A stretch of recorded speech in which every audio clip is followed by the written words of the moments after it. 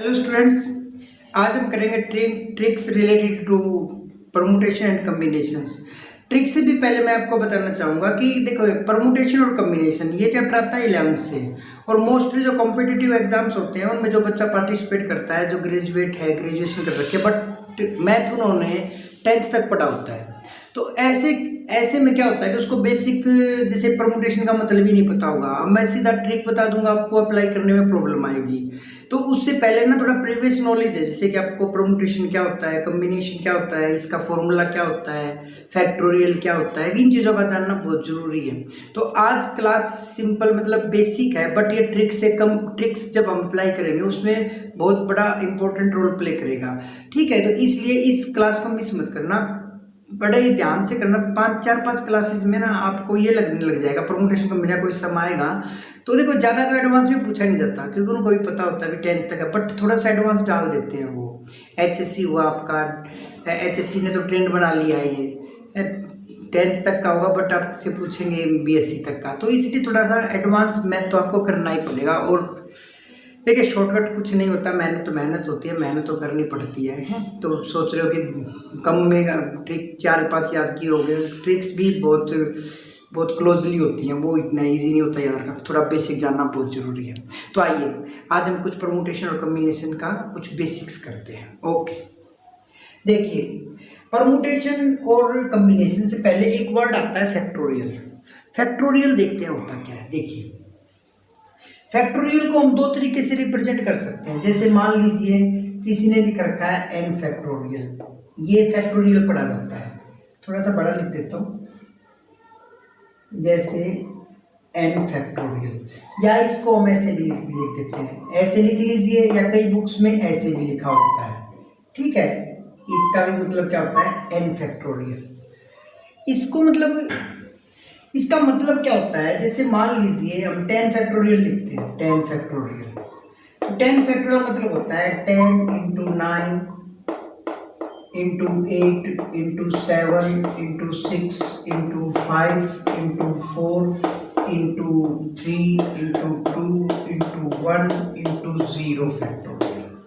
देखिए, वैसे तो n होता है आपका नेचुरल नंबर, क्या होता है, नेचुरल नंबर, बट यहाँ पे 0 फैक्टोरियल आ जाता है। तो 0 फैक्टोरियल तो आपका 0 तो आपका नेचुरल नंबर नहीं है, ये तो होल नंबर है।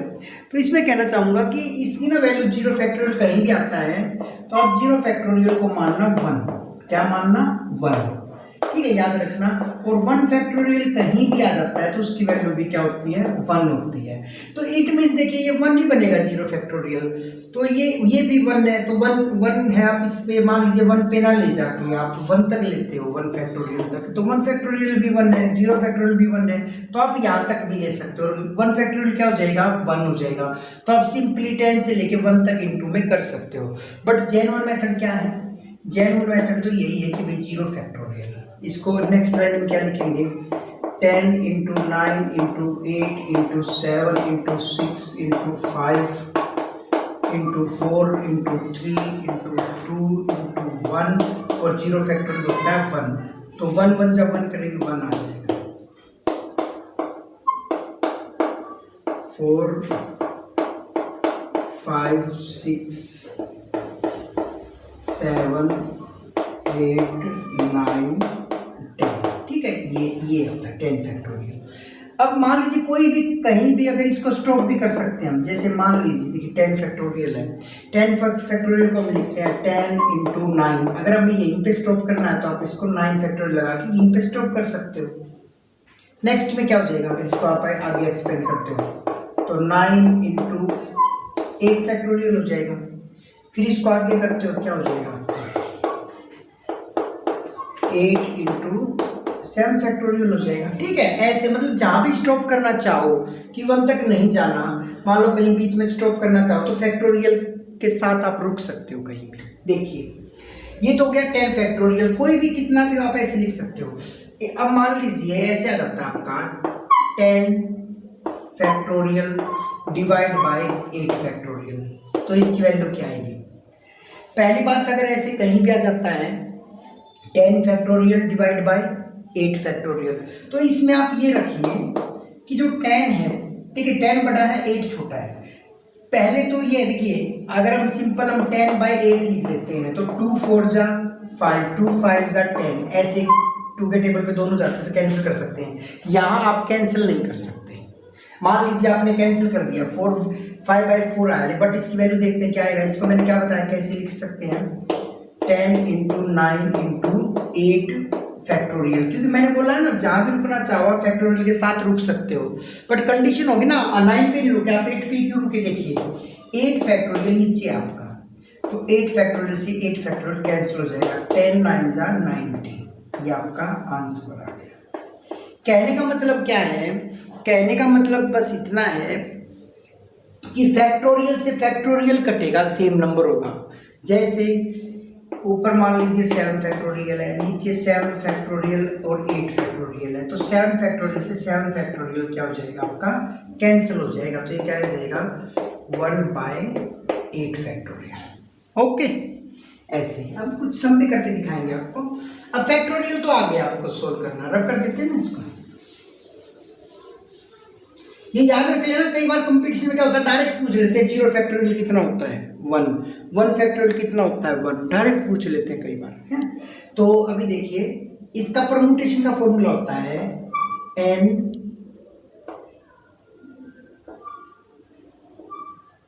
NPR। इसको क्या लिखते हैं NPR को, NPR का फॉर्मूला होता है n factorial n minus r factorial. ठीक है, r की जो वैल्यू होगी पे आपका r क्या होगा, यहाँ पे r होगा आपका 1 से बड़ा होगा या 1 के इक्वल भी हो सकता है, और n ये होगा आपका, मतलब r की वैल्यू 1 भी हो सकती है, नेचुरल नंबर के लिए एप्लीकेबल है ना ये है, और r की वैल्यू जो n है ना आपका n के इक्वल हो सकता है या n से छोटा होगा। अब देखिए जैसे 10p4 इसके लिए जाते हैं, इसमें क्या लिखेंगे 10 फैक्टोरियल, और यहाँ क्या जाएगा 10 में से 4 जाएगा 6 फैक्टोरियल, तो इसे क्या लिख सकते हो 10 × 9 × 8 × 7 × 6 फैक्टोरियल। 6 फैक्टोरियल से 6 फैक्टोरियल कैंसिल, इसको मल्टीप्लाई करके लिख दो 90 और ये हो जाएगा 56। अब लिखिए 0 9 6 54 5 45 45 ये आ जाएगा। ठीक है, आप ऐसे इसको सॉल्व कर सकते हो NPR। ओके,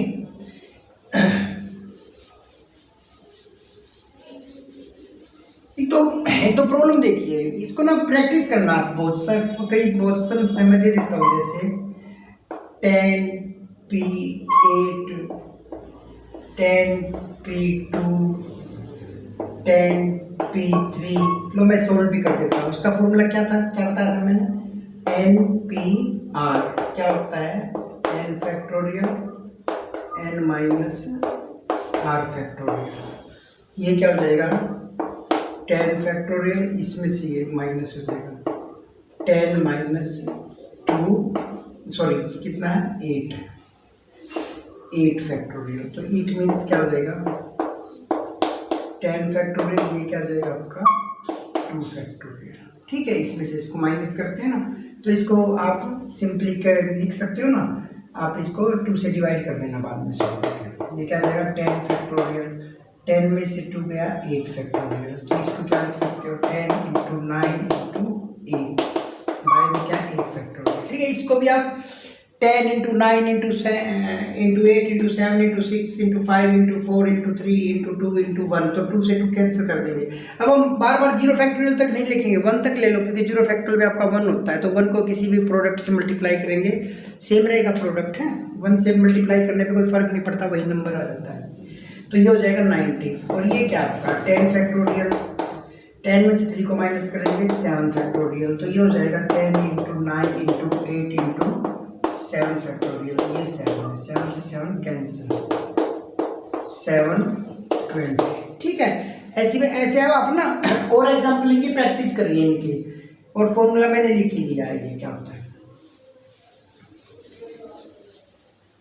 इसमें देखिए जरूरत क्यों पड़ती है इसकी, देखिए एक बार बता देता हूँ, स्टेटमेंट वाले सम्स में भी आपको एरर मिलेगी उसमें, NPR n factorial n minus r factorial, ठीक है। ये तो आपको फैक्टोरियल तो आ गया सोल्व करना।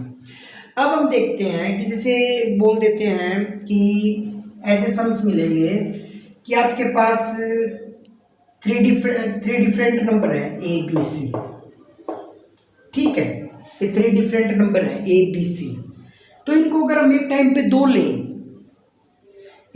दो लें और इनकी डिफरेंट अरेंजमेंट क्या बनेगी, देखिए अरेंजमेंट की जहाँ बात होती है ना, वहाँ पे परमुटेशन यूज किया जाता है। क्या यूज किया जाता है? परमुटेशन। और जहाँ ग्रुप में सिलेक्शन की बात हो ना, वहाँ पे क्या किया जाता है? कम्बिनेशन। इसमें पहले हम परमुटेशन पढ़ रहे हैं, तो परमुटेशन का देखिए, परमुटेशन किस लिए किया जाता है? अरेंजमेंट के लिए। अरेंजमेंट मतलब ये 3 है और एक टाइम पे हमने 2 को लेना है, तो देखिए अरेंजमेंट का मतलब क्या होता है? उनको ऑर्डर में भी फर्क पड़ेगा। जैसे ए बी लिया मैंने 2 एक टाइम पे, तो मैं ए बी लिया, मैं ए बी ले सकता था, ठीक है। फिर मैंने लिया BC, तो BC लिया तो मैं CAB लिख सकता हूँ इसको। फिर मैंने AC लिया, तो AC को क्या लिख सकता हूँ? CA, ठीक है। ये 6 आएंगे आपके 1 2 3 4 5 6। अगर मान लीजिए यहाँ पे 4 नंबर होते, जैसे मान लीजिए ABCD होते, तो इसके भी हम शायद बना लें 24 बनेंगे। इसके कितने बनेंगे? 24। अगर इकट्ठे लेंगे तो, अगर 2 के पेयर बनाएंगे तो कितने बनेंगे? तो यहाँ तो मैंने 3 का करके बता दिया आपको कि इतनी 6 बनेंगे। अब मैं वेरीफाई करके दिखा दूंगा फॉर्मूले से भी। देखिए टोटल कितने हैं? 1 2 3 और एट ए टाइम कितना लिया मैंने? एक टाइम पे 2 लिए, तो R की वैल्यू हो जाएगी 2। अगर मैं 3 के 3 लेता हूँ तो यहाँ पे N भी 3 हो जाएगा, और 3 के 3 नंबर अगर अरेंज करता तो आपके R की वैल्यू भी 3 हो जाती। आप देखा ही जाता है कि एक टाइम पे आप गिवन जो नंबर्स हैं उनमें से आप कितने आइटम एट ए टाइम लेते हो। जैसे ABC 3 है, यहाँ मैंने एट ए टाइम कितने लिया? 2 लिया, तो टोटल जो है N की वैल्यू क्या है यहाँ? N इज इक्वल टू 3 और R इज इक्वल टू क्या है? एक टाइम पे कितने लिए? 2 लिए ना, तो ये 2 है। इस फॉर्मूले में लगाओगे ना तो 1 2 3 4 5 6, तो 6 ही आंसर आएगा। इससे भी देखिए लगा के 6 3P2 3 फैक्टोरियल, और यहाँ क्या आ जाएगा?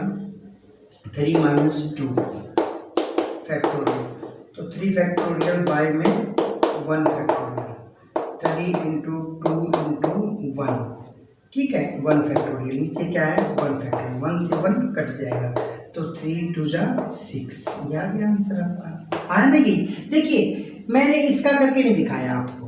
अगर 4 4 हैं और मैं 2 लेता हूँ, आगे मान लो 10 हुए, तो 10 में से अगर मैं 2 लूँगा तो कितने केस बन जाएंगे? इतने केस तो मैं बना भी नहीं पाऊंगा। मतलब अगर ऐसे करके दिखाने लग गया, बना के दिखाने लग गया, तो हो सकता है कि भाई रिपीट करने स्टार्ट हो जाए, या मैं पता ही ना लगा पाऊँ कैसे बने। तो आप इस फॉर्मूले का यूज कीजिए। अगर मैं 4 है एट ए टाइम 2 लेता हूँ, 2 लेके बनाता हूँ, तो कितने बनेंगे? तो इसमें बनेंगे 4P एट ए टाइम 2 लेता हूँ, तो 4 फैक्टोरियल, 4 में से 2 गया 2 फैक्टोरियल, 4 इंटू 3 इंटू 2 से 2, तो कितने बने आपके? 12। अगर मान लो ये होते आइटम आपके 100 और एट ए टाइम लेते हैं आप 2 के आपके अरेंजमेंट बनाते हैं, तो कितने बनेंगे? तो आप यहाँ पे 100 लिखना, यहाँ पे 2 लिखना। अगर आप 4 लेते हो और 4 ही एक साथ लेते हो, तो कितनी अरेंजमेंट बनेंगी? तो 4/4, 4P4, ठीक है। परमुटेशन को हम ऐसे भी लिख सकते हैं और ऐसे भी लिख सकते हैं। P बाहर रख के N आपका आगे आ जाएगा, जो नीचे है यहाँ पे ये R आ जाएगा। मतलब यहाँ पे जो नंबर लिखा हुआ आपका N है, वैसे भी जो बड़ा होता है ना वो N होता है। R क्या है? ज़्यादा से ज़्यादा इसके इक्वल हो सकता है, इससे बड़ा नहीं हो सकता। तो यहाँ पे मान लो 8 3 लिखा हुआ, तो ये 8 है, ये R क्या है? 3 है, ऐसे भी लिख सकते हो। तो परमुटेशन सॉल्व करना आ गया आपको, फॉर्मूला लगाना आ गया, ठीक है। इनको ना फॉर्मूला प्रैक्टिस करना, थोड़ी सी मैं कम्बिनेशन और बता देता हूँ, कम्बिनेशन पे कैसे लगता है, ठीक है। इसमें सॉरी यहाँ पे लिख ही देते हैं।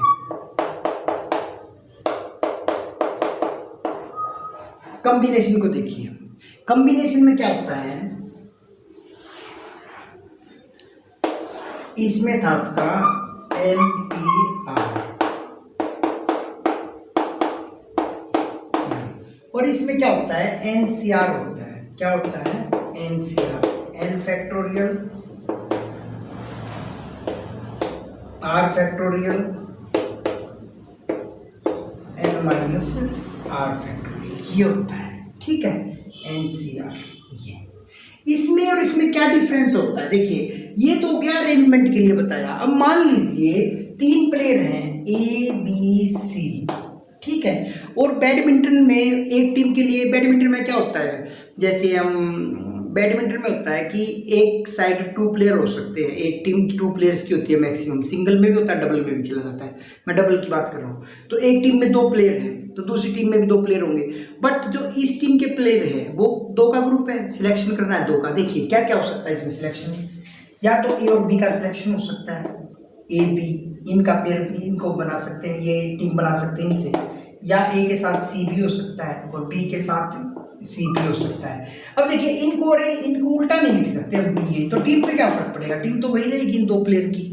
ठीक है, यहाँ पे सिलेक्शन की बात है कि जब ऐसी अरेंजमेंट की बात आई, जैसे मान लो एक मैथ की बुक है, एक केमिस्ट्री की बुक है, एक फिजिक्स की बुक है, उन बुक्स को रखना है, पहले फिजिक्स रख दिया फिर केमिस्ट्री, देखिए पहले फिजिक्स को रख दिया फिर केमिस्ट्री को रख दिया फिर मैथ को रख दिया, फिजिक्स की मैंने यही रखी, फिर मैथ की बुक को आगे ले गया, केमिस्ट्री को पीछे ले गया, फिर मैंने केमिस्ट्री को आगे रख दिया और फिजिक्स फिर मैथ, फिर केमिस्ट्री फिर मैथ और फिर फिजिक्स, फिर यहाँ पे क्या है math chemistry physics, math physics chemistry, ये तो अरेंजमेंट हो गई। अब मैं ऐसे लिखूं, ऐसे लिखूं, ऐसे लिखूं, ऐसे, इनमें किसी भी तरीके से लिखूं, अगर 3 प्लेयर चुनने हैं तो 3 एक टीम में है तो तीनों प्लेयर का क्या है ग्रुप काउंट होगा। ये तो केस हुए 6 किस में बनेंगे आपके परमुटेशन में। यहाँ पे जैसे 2 को लेना है, ये प्लेयर हैं ए बी, ठीक है ए बी, तो दोनों ही काउंट होंगे। एक मान लो एक टीम चुनी गई बैडमिंटन के लिए ए बी प्लेयर की, तो ए बी प्लेयर है वो दोनों प्लेयर उसी टीम में रहेंगे, उनको अरेंज करने की क्या जरूरत है, कोई फर्क थोड़ी पड़ेगा सिलेक्शन पे, वो दोनों प्लेयर हैं तो दोनों प्लेयर उस टीम में रहेंगे, अरेंजमेंट में फर्क पड़ेगा। ठीक है, प्रमोटेशनल अरेंजमेंट के लिए होती है। तो इसमें केस क्या होंगे, वैसे ही पता लग रहा है कम्बिनेशन में कम आएंगे। तो इसमें क्या थे 3 टोटल प्लेयर थे, 2 एक टाइम पे लेना है, तो कितने ग्रुप कितने वो बन रही हैं आपके 3 ग्रुप्स बन रहे हैं, देखना 3C2 एट ए टाइम 2, इसमें क्या आएगा 2 फैक्टोरियल, 3 में से 2 गया 1 फैक्टोरियल, 3 इंटू 2 फैक्टोरियल, 5 में 2 फैक्टोरियल 3। देखिए ये फॉर्मूला है, n कितना है 3 फैक्टोरियल, नीचे r है जो 2 का 2 फैक्टोरियल n माइनस r, तो 3 में से 2 गए 1 फैक्टोरियल। ठीक है, तो आपका ये फॉर्मूला बन जाएगा NCR में, और NPR भी ये बनेगा। तो ऐसे ही ना इसकी प्रैक्टिस करना थोड़ी सी समझ लेके फॉर्मूले के, जैसे कि इसको रखकर फिर हम नेक्स्ट क्लास में करेंगे, इस पे बेस्ड ट्रिक्स करेंगे। तो आप ना कुछ एक दो देखिए, जैसे मान लीजिए 10C2 और 10C8, इनमें जो वैल्यू आएगी ना दोनों की सेम आएगी। 10C2 ले लीजिए या 10C8 ले लीजिए, दोनों का क्या आएगा सेम आएगा। अब मुझे पहले ही पता चल गया, देखिए ये जो बातें हैं आपको भी पता चल जाएगा जब इसके जो ट्रिक्स करेंगे ना कि रिजल्ट्स पे काम करेंगे। अभी तो बेसिक है कि NPR खुलता कैसे है, NCR इसको आप सोल्व कैसे करते हो, ये तो पता होना चाहिए ना। एंड 5 फैक्टोरियल का मतलब क्या, आपको यही नहीं पता होगा 5 फैक्टोरियल को 1 तक मल्टीप्लाई कर रहा है तो कैसे समझ में आएगा। तो बेसिक तो मस्ट है। इधर आइए, अब ये देखिए 10 फैक्टोरियल, अब ये आपका 2 फैक्टोरियल, और 10 में से 2 जाएंगे तो 8 फैक्टोरियल।